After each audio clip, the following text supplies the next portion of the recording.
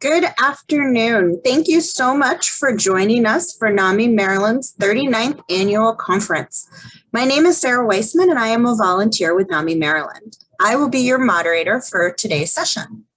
This workshop session is Ask Me About My Mental Health, presented by Sarah Crimmins from NAMI Harford County and Deneice Valentine from NAMI Maryland. You can read more about our amazing presenters, including their full bios in the digital conference program on the official conference website. The stigma associated with mental health can make it difficult for individuals to talk about their mental health. There is a need for families and providers to obtain deeper information and understanding of lived experience. This open Q&A will allow family members and providers a safe place to ask questions in an effort to increase awareness and decrease stigma. If this is not the workshop you meant to attend, please click the back button on your browser or click the conference drop-down on the left-hand side of your screen and select Sessions from the menu to return to the full list of workshops we have available. We will be addressing questions throughout the presentation. If you have any questions as the presentation continues, please post them to the social wall to the right-hand side of your screen. We will be reviewing questions as they come in, and if something in particular is unclear or needs to be expanded, we will ask the presenters. If you have any questions, comments, concerns, or technical issues, please post them to our social wall, and our technical assistant will address them accordingly. Please remember there is a 20 to 30 second delay between the presentation and the stream on Conference Tracker. When this workshop session closes, you will be prompted to fill out a brief survey. If you would like to receive CEUs for this workshop, you must complete the survey in order to qualify. I'd now like to welcome our presenters, Deneice and Sarah, and I will turn it over to Sarah to begin by sharing her story. Good afternoon, everyone. My name is Sarah Crimmins, and I am 42 years old, and I have bipolar 1 with mixed mania. Bipolar disorder is a mood disorder characterized by extreme mood swings. Suffering from mixed mania, I get symptoms of mania and depression at the same time. When symptomatic, my symptoms include paranoia. I worry about people following me. I get frightened I will get into accidents. I worry people around me will be harmed, and I also become extremely angry and irritable.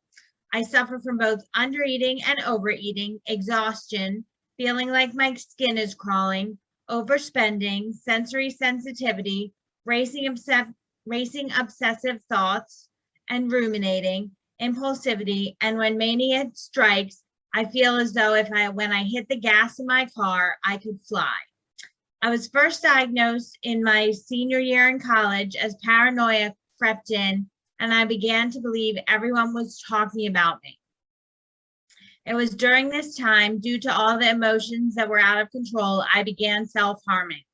My skin became the vehicle for what I could not find words to describe. From college, I moved away, trying to start fresh, but the illness had a mind of its own.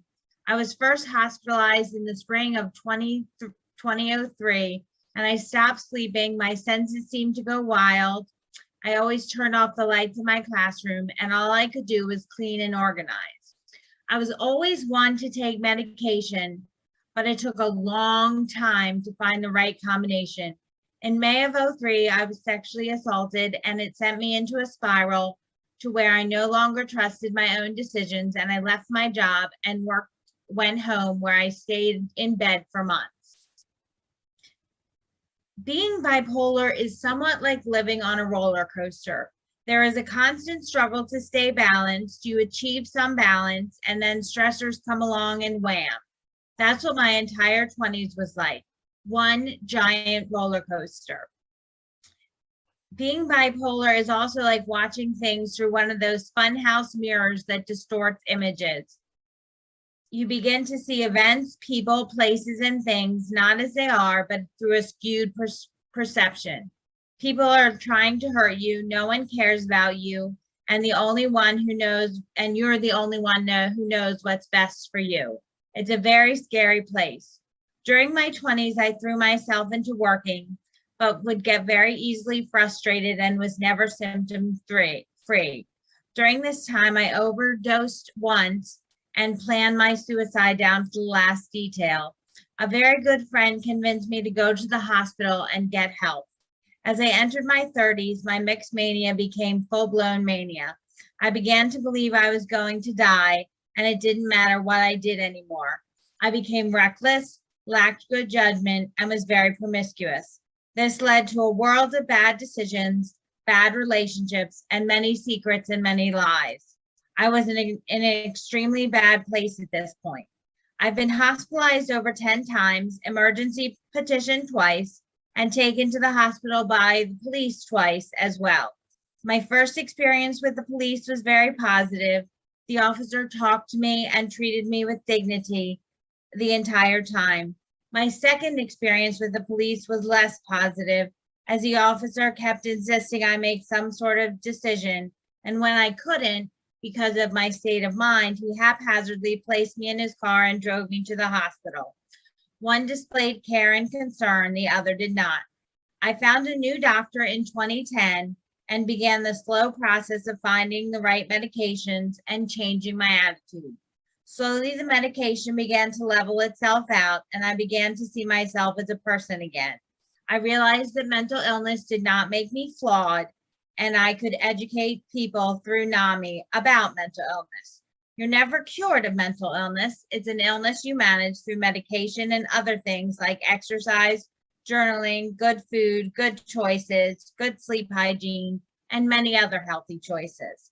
I have had many successes in life. I graduated from college with a degree in education. I volunteer with NAMI's programs. I'm a state trainer for NAMI Connections and NAMI in Our Own Voice, as well as a support group facilitator. I'm on the steering committee at NAMI Harford County, and I'm a presenter for In Our Own Voice as well.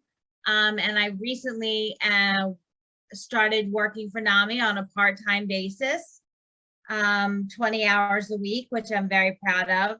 And I was able to testify before the House for a CIT bill as well. NAMI has truly given me a voice and an avenue through which to advocate for mental illness. Deneice, you want to go now? You're on mute, Deneice.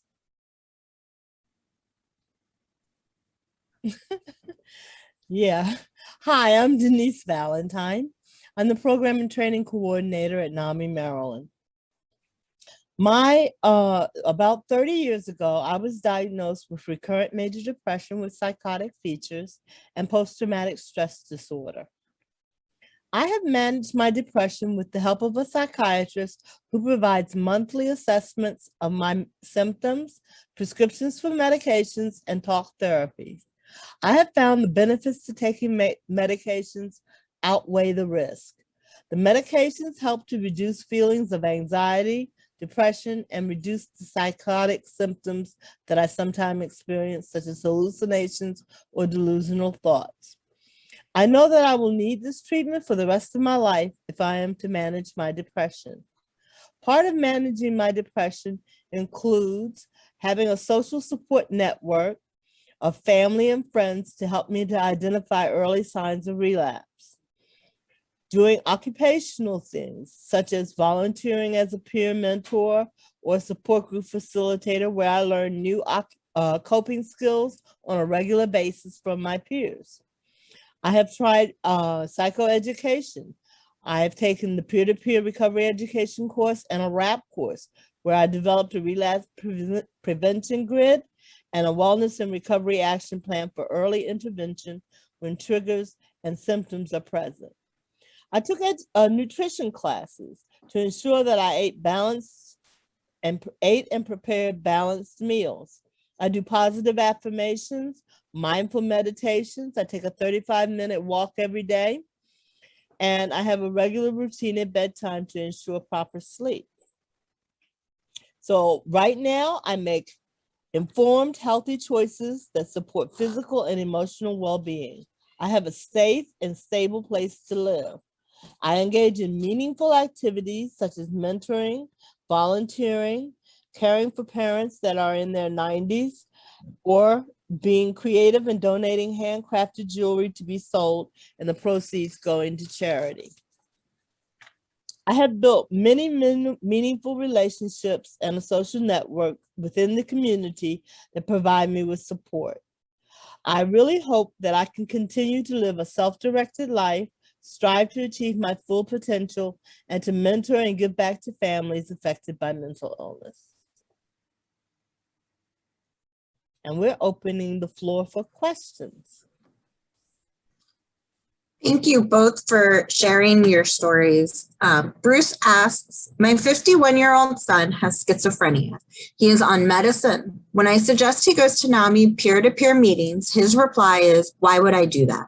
I indicate that he doesn't have to talk or even show himself since meetings are virtual. He's not interested. What might change his mind?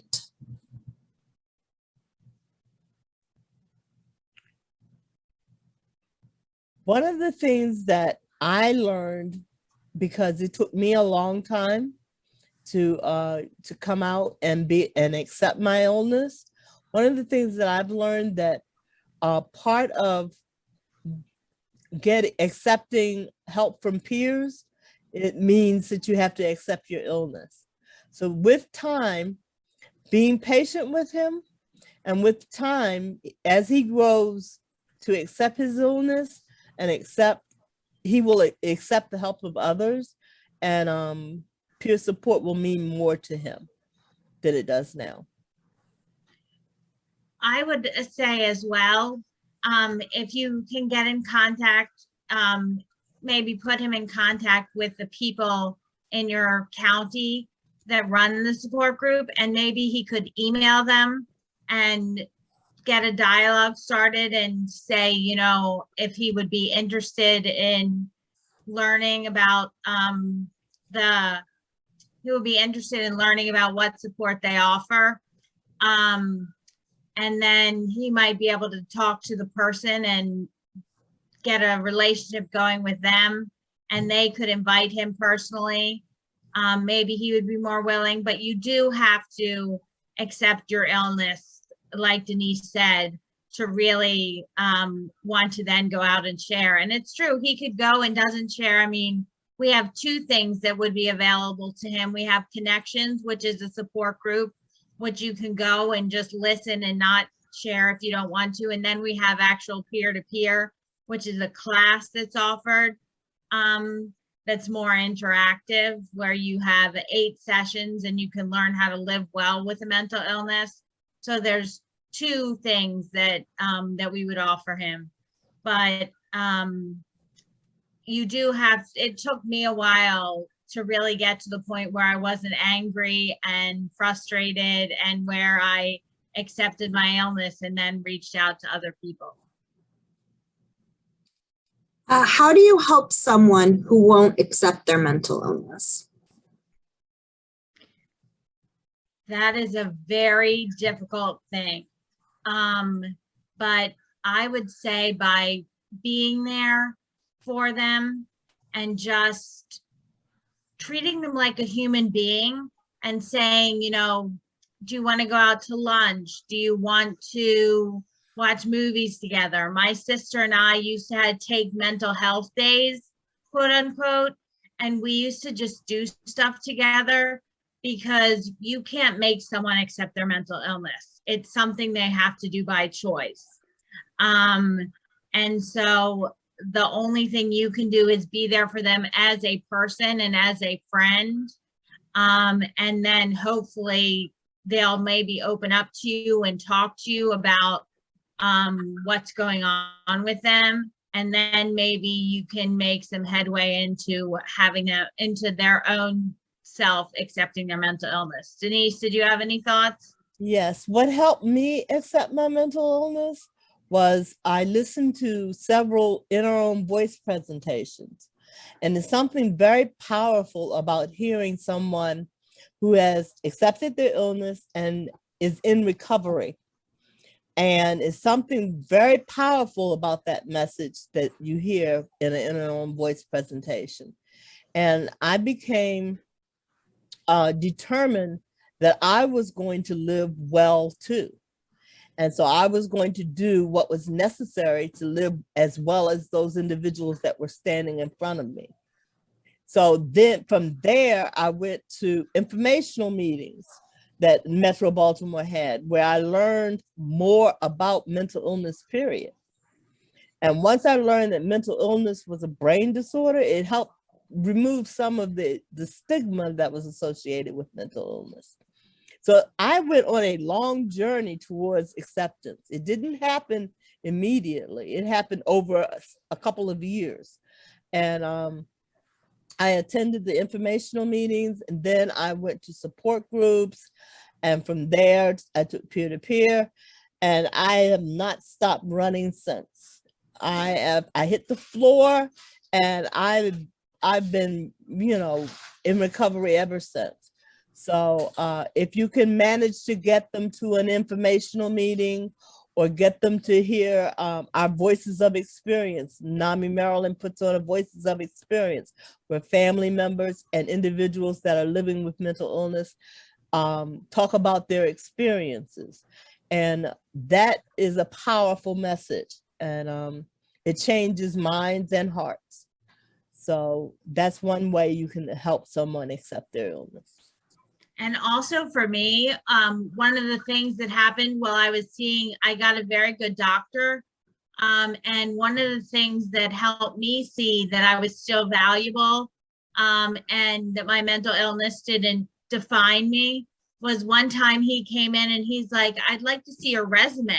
I was like, "Why do you want to see my resume? I'm not worth anything. I'm no good as as a teacher anymore." But he saw through my illness, and he saw me as a person and still valuable.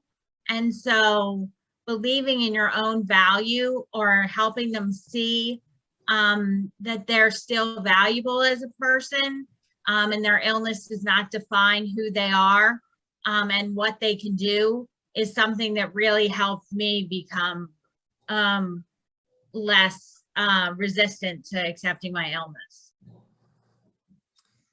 Susan asks, do you have suggestions on how to overcome bad experiences? For example, a medication that doesn't work or has side effects, or a hospital experience. These bad experiences, like a bad restaurant, can make a person decide not to try again. I have had several bad experiences with medications and side effects, and I've also been hospitalized. After a long bout of homelessness, I was hospitalized for a couple of years. So I've had the bad experience salad. And one of the things that helps to overcome these bad experiences is I sought and I received the support of my family. And my family just helped me understand that you've had one bad experience with medication, but you need something and you can't give up. And so I was more open to trying different medications because I've had this illness for a long time, and medications now are a little different than they were when I first started out. And so they're a little bit better, as a matter of fact. And so as time went on, the medications got better and my response to the medications became better. The hospital experience, well, that was mine in the making. I was homeless and my family wasn't gonna let me just roll around in the street, a bag lady, without emergency petitioning me, and they did. And so when I got in the hospital, the doctor says, "Miss Valentine, I don't warehouse patients, but you're not leaving here until you're well and until you find a place to stay." So that meant I dug my heels in and he dug his heels in. And thank God for him, because I didn't leave the hospital until I was well enough to find me a place to stay. And so even though that was a bad experience, being emergency petitioned and involuntarily committed, I received a grand benefit from that. I received recovery, mental health, positive mental health, and a better outlook on life. So those bad experiences can be turned around, and it just depends on you to reach out and accept those people that are empathetic to you and are supportive to you, and that'll help you turn those things around. For me, I've had, similarly to Deneice, I have had bad experiences. I have had bad experiences with law enforcement, but I've had good experiences with law enforcement. So you find you have both things. I recently had a terrible experience with medication where the doctors were not paying attention and communicating with one another, and it caused me to go toxic on medication. And so we had to go through this whole process of titrating down and testing my blood and making sure this medication went out of my system, and then getting another one and, titrating up till it was right. And then I had side effects from that where I kept falling down and tripping. And so we had to lower that. And I would say psychiatry, like many other things, requires patience. You just have to be patient. It is not fair that you have to go through this. It is not, ideal that you have to go through this. But if you're not patient, for me, patience was always required. I had to be patient and believe that my doctor had the best in mind for me. And so with that, I made it through and we got the medication right, and my doctor communicated with me. Communication is a big key with psychiatry. You have to be honest with your doctor, so they can be honest with you. Most of my hospital experiences weren't too bad. I had hospitals that I preferred and hospitals that I didn't prefer. But I always had to communicate and be patient with what I was going through. Yes. Yeah. I'm sorry, Deneice, go ahead. Yes, patience with the process is necessary. It's necessary. But go ahead, Sarah. Rebecca asks, when you were homeless, did you want to have a place to live? I know of people who refused shelter. If not you, did you know others who felt that way? I went into a shelter when I first became homeless, and I stayed there for about a year. And then I went and stayed with a friend of mine, and when she passed, she died, and then I was back on the streets again. I wanted a place to stay, but I was paranoid about going into the shelter environment again. And I think a lot of people that refuse to go to shelters are just that, paranoid about the shelter environment. Being in there with so many people, I was symptomatic. My post-traumatic stress disorder was kicking me, and so I stayed on the streets until my mom emergency petitioned me.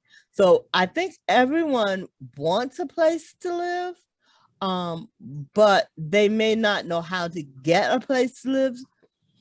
Certain things may be standing in their way, like money, or you have to have an income, having a big enough income, and shelters are just not fun places to be in. They put you out during the day and they let you back in at night when it's time to go to bed, and you're still out in the street in the elements during the day. So I think the system can change, and we can work towards changing the system so that it makes it easier for people to get a place to live. That's one of the things I try to advocate for, is more housing first before anything else. So I think that's one of the big things we need to advocate for. And that's all I had to say on that. Sarah, did you want to add anything? Me, I don't have a lot of experience with homelessness. Very fortunately, my parents stepped in for me and have let me live with them. Because if it weren't for them, I would have no place to live. So I was very fortunate that I had a support system that whenever I needed to come home, my parents said, you know, you can come home and live here and, you know, contribute to life here. You know, I have to follow their rules and everything, but fortunately, since they provided for me, I don't have any experience with homelessness. You go ahead, Deneice.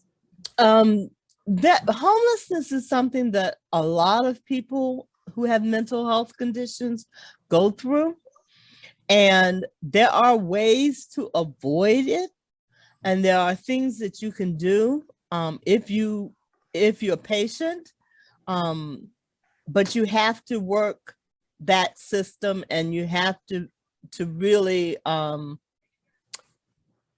do things that are self-advocacy. You have to really be in a place mentally and emotionally where you can advocate for yourself. And I wasn't, and that was the reason I remained homeless for so long. And the minute that I got treatment and I became able to advocate for myself, I had a place to stay within a week. I reached out to my church, and my church found me a place to stay with another church member. So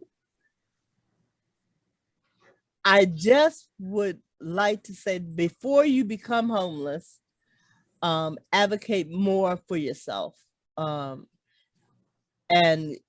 get the support that you need from the professionals, like a social worker or a case manager or something like that. Janine asks, did your families have a hard time getting information from your doctors about your care? For me, for a while, I tried to hide my condition from my family, and we remained kind of on two different paths. They didn't know what was going on, and I held it close to my vest to let them know, to not let them know what was going on.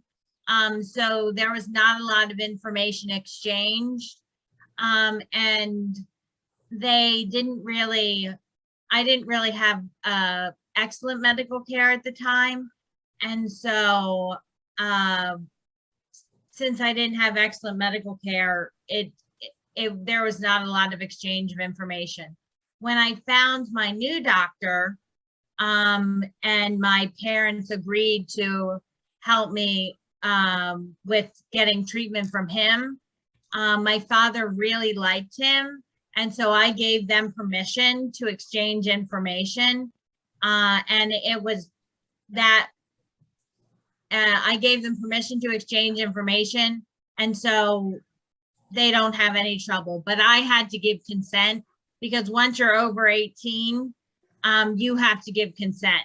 There's no, otherwise they don't have to share information. So once I was comfortable with my provider and consented, they exchanged information, and now my dad is very lucky.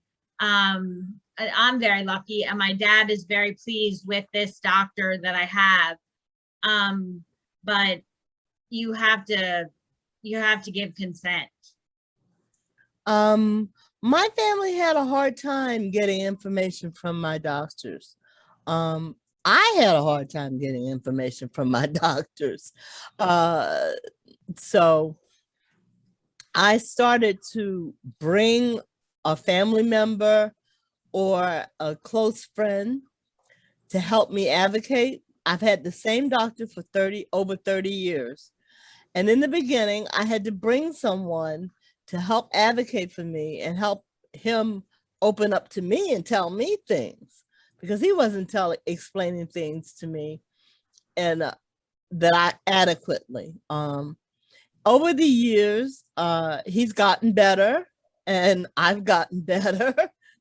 I was one of his first patients, and so now he's an experienced doctor, psychiatrist. I was his first patient, first private patient. So over the years, he's gotten to the point where he shares more information with them and me. So if I had it to do all over again, I would have picked a doctor that did things differently, that was more open to communication with my family and with me. But I didn't. And so there was a hard time in the beginning. We had to get to know each other for years. So after 30 years, I've broken him in and I trained him well. I was going to add that I went through a lot of doctors on my way from my 20s to my late 30s when I found the current doctor that I have. And there was no communication with some of them. They communicated with me, some of them well, but some of them, my very first doctor, you got 15 minutes in the office, she wrote you your prescription and you were done until the next time. And she always kept me waiting. So by the time when I had my first hospitalization in Texas, I came home and I was practically comatose because I was on all this medication. I'd be on medication to go to sleep, and then I'd be on medication to get up in the morning. And medication was, the medication levels were just outrageous. And my father, when he was supporting me and getting a new doctor, said to me, you're on too much medication. And so he wanted somebody who would be listening to me better and just treat the problem effectively, not by just throwing a drug at it every time I had a new symptom. And this doctor that I have now listened to me for literally like 7 hours. We were in his office. Now, it cost me money to do this, obviously, and more money than my doctor doesn't take insurance. So that's something that I had to deal with. But he spent time in the office, and listened to me, gave me surveys, just took all the information in, looked at all my records, and then was able to come up with a treatment plan and share that treatment plan with myself and my father. And we both educated each other, and it was very good. Danielle asks, what are certain things you like to do to practice self-care when it can be difficult to feel motivated to care for yourself?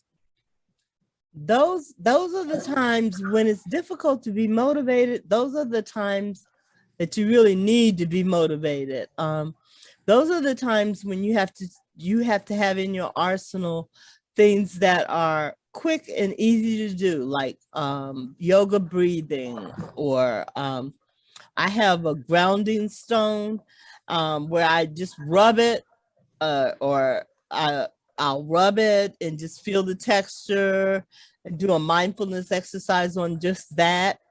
And that'll take a minute or two. Or if you're eating a snack, mindfully eat the snack, chew it really slowly. Just take in the smells of the snack and the texture of the snack and all that kind of stuff. So mindfulness exercises and yoga breathing is what I do to calm myself down, get myself in the right frame of mind to do other things that I need to do to take care of myself, like take my blood sugar because I'm a diabetic, and eat a proper meal because I'm a diabetic. So I first have to ground myself so that I can do the other things that other activities of daily living that you have to do. I sometimes will. I have a group of friends that I'm very good friends with, and they are my diehard group of girls. And like last night, I was tired, and they're like, "We're going out to this concert," and I'm like, "No, I don't feel like going out with you." But sometimes for me, I need to push myself to go and just spend time with them, because instead of withdrawing to go out and have a good time. And we did have a great time, minus the music at the concert, which was like super loud. But and then I love to go for drives. I love to go for a drive, put on some music, and just take a drive around the neighborhood and go through this little loop and just sing my song and have a good time. Deneice knows I love to eat sushi. She's like, I'm like, guess what I'm having for dinner tonight? She's like, sushi? I'm like, yes. So sometimes I'll treat myself to a sushi meal. There are more things. I used to journal. I'm not a big journaler now, but there are more things that I could do. But those are some go-tos that that just bring me joy to do. And I really enjoy it. Rebecca asks, do you have any suggestions for how to persuade a loved one to allow information to be shared with family? Asking because sister has psychosis and she's not aware of her illness. I experienced that, having early psychosis and not being aware of that.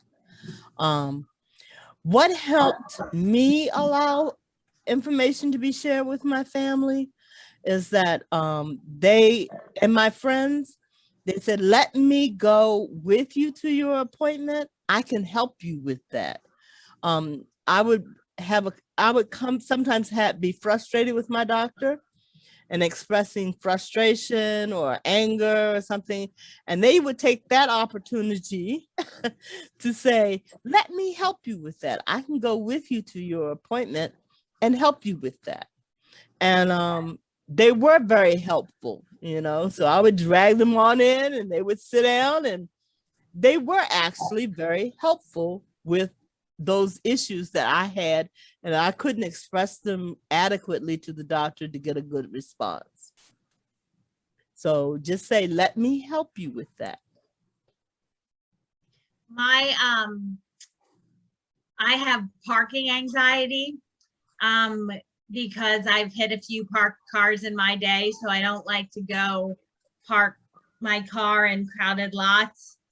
And my dad would sometimes drive me to the doctor's appointments, and if I could convince him, which my dad loves me, so he doesn't take a lot of convincing. But the doctor would call him in afterwards and say, how has she seemed? What is she looking like? And my dad would say, she seems like this. This is what she's going through. But lots of times I got to the point where I finally would tell my father, but it took me a long time to tell my parents because I was ashamed of my illness. And I blamed them at some point for it. I blamed the universe. I blamed whoever there was because I was very angry. And it came with acceptance of my illness. And like Deneice said, how can you help them? Can you just be there for them? Hey, I'll drive you to an appointment. Hey, let's go to lunch or something and we can talk about this. How are you feeling? Just being there in a simple way. Sometimes it doesn't have to be a complicated way. It can just be something very simple so that they know you're there and they can begin to trust you and they don't have to feel ashamed that this is going on with them. And then you can build a rapport and go from there.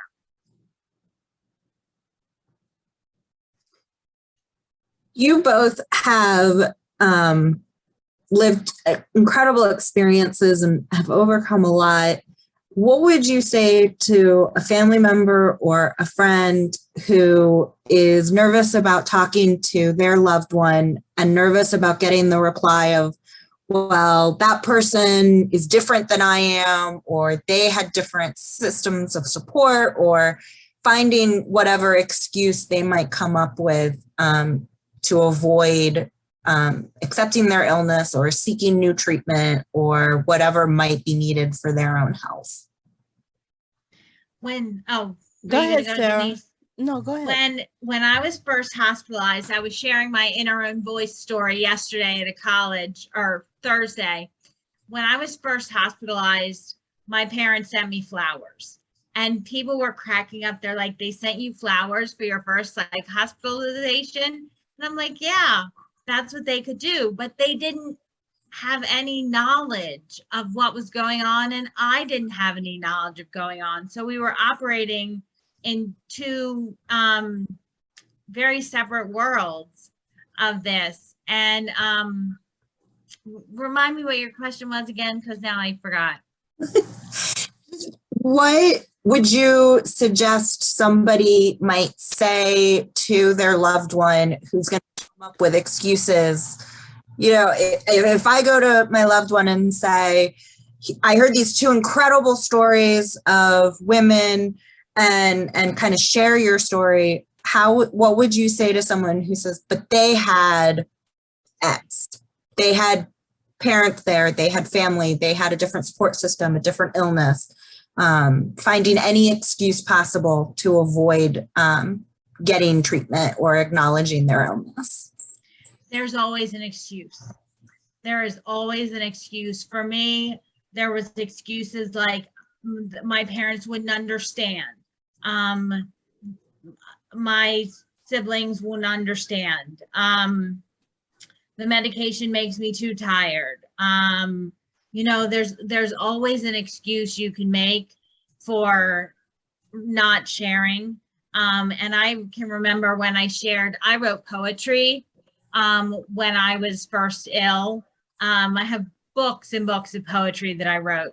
And I shared it with my dad, and my dad was like, oh, that's very symmetrically written. And I was like, you're kidding me, right? All you get out of this fact about my poem that tells you, that blatantly telling you about my illness, was that it's symmetrical.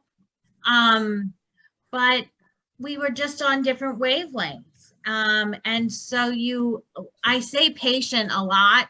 And I tell you, I cursed the word patience when I was sick because I just hated people telling me that I had to be patient.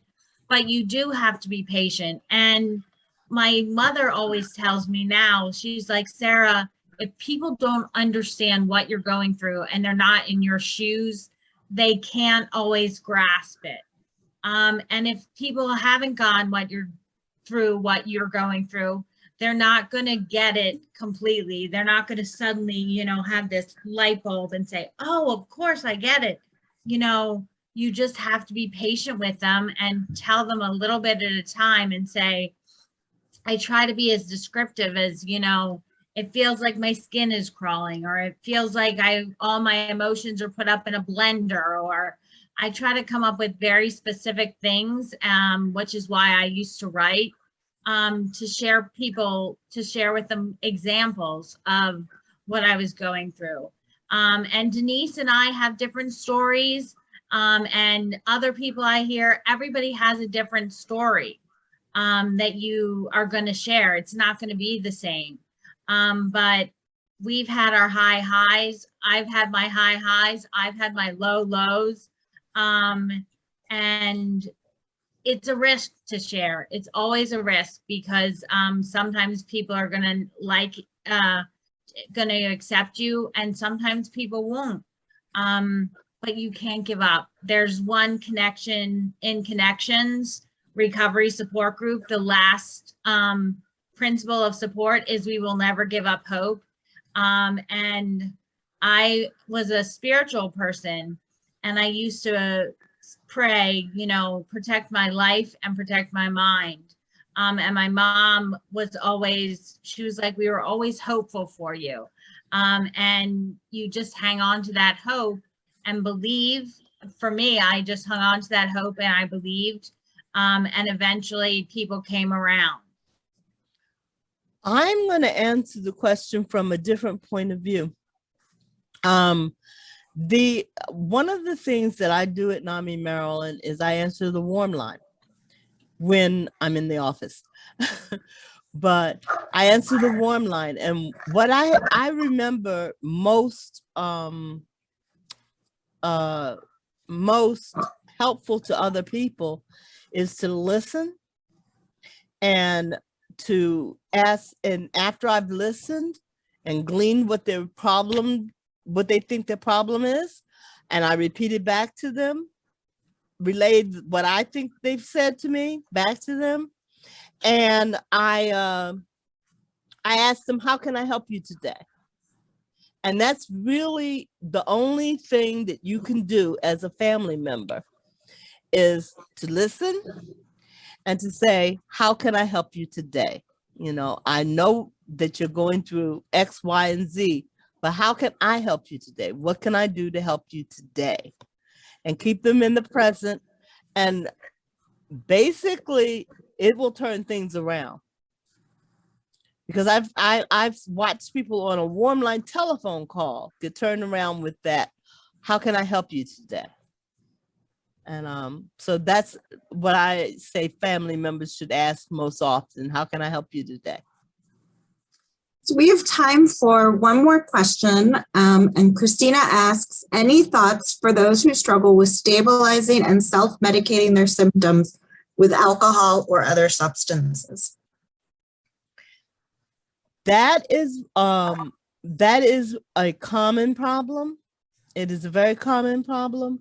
There are some groups out there, support groups out there for people who are dual diagnosed, that have substance use and mental health conditions. And I would suggest that they try to go to some of those, or that a family member get some information that is helpful to them. They can certainly come to a support group of NAMI's. NAMI Connection would be very helpful, and we have had people who are dual diagnosed in those support groups. So, but someone who's struggling with self-medication needs the help of their peers as well as a professional. So I would suggest that they join a support group, a connection support group, or either a dual diagnosis support group. And they are out there. I can't remember the name of the organization that does it, but like I said, NAMI Connection is certainly very helpful. We've had many people who are dual diagnosed in our connection support groups. So I think you would need the help of the peers as well as the professional. Sarah, did you want to add anything? No, I would agree with Deneice that Connections it can be a very helpful group. There a lot of them are on Zoom now, so you can find them. It doesn't have to be in your area. You can go to another area where they have it. People come from all different backgrounds and share all different things, and so I think that would be a good choice. Thank you both, Deneice and Sarah, for sharing your stories, answering the questions, and being so open. If we did not have time to answer your question today, please send your question and the name of the session to connection@namimd.org. When this workshop session closes, you will be prompted to fill out a brief survey. If you would like to receive CEUs for this workshop, you must complete the survey in order to qualify. The next workshop session will begin at 3:30. Deneice is on another session at that time. That's why we're wrapping up a little bit early from this session so that she can have time to take a breath, ground herself a little bit if she needs. Be sure to check out NAMI Land and other amazing virtual resources in our virtual exhibitor hall. Don't forget to participate in our resource scavenger hunt. If you find all the resources listed and submit your answers by the end of the conference, you'll be entered in a raffle to win a DSW messenger bag. Thank you again for joining us, and we hope you enjoy the rest of the conference.